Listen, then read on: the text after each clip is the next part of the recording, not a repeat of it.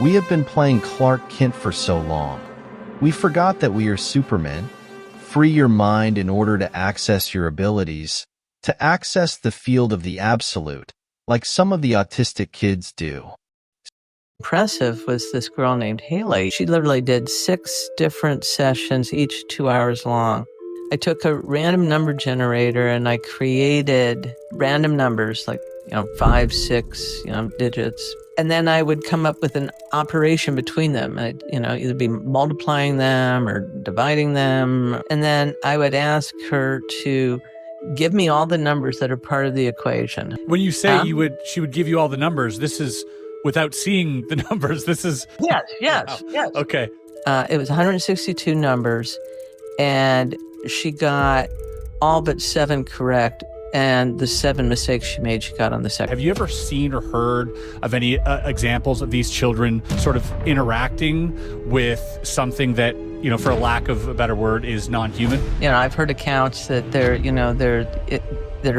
evil ones, and then that there are good ones, But I was observing some children who were really advanced in math, and they were autistic, and I looked over at this one little boy's piece of paper, and he had drawn the head of, that looks like a gray. I was just like, oh, that's kind of an interesting thing for a little 6-year-old to be drawing. See the telepathic tapes for more information. Thoughts are an energetic barrier. It prevents us from accessing that field. The autistic children operate on a different level than the rest of us. They don't use thoughts, and they don't use words. We must do exactly what they do. Most of these children are caught between worlds. They are partially here, partially in the astral, and partially in another construct. And they are surrounded by handlers, here and in the other constructs as well. Some are here only 10%, while others are here up to 80%. It seems we lost our abilities through trickery, as many have suspected. When we first entered the Matrix, we willed ourselves to forget everything and live as humans, and the field responded accordingly. From there, it was easy for them to keep us trapped. All they had to do was ensure we never remembered or willed ourselves back. They've spread disinformation, convincing us we're merely souls or physical beings, and it's working very well. So, we must will ourselves back to our true selves.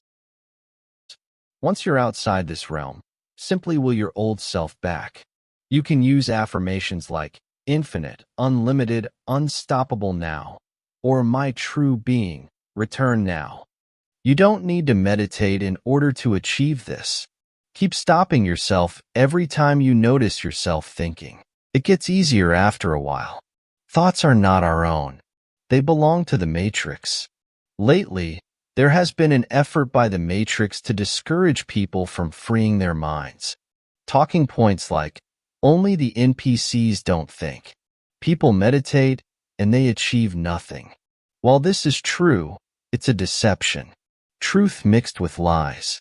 Meditating for 1 hour does nothing. 1 hour out of 24 hours? And you think that will do something? Really? Do you really think they would make it that easy for you? I said 24 hours, as you do use thoughts and speech in the dream constructs as well. Even some of the soul trappers are going against freeing your mind. Sad to see. I would not recommend listening to people that take DMT or big pharma products, as they are easily controlled and information is dumped within their information field. They are compromised. Trust nothing but yourself. Solutions to the reincarnation cycle. Freeing your mind is one of them. 2. After you die, many abilities return back to you, and many more will return in time.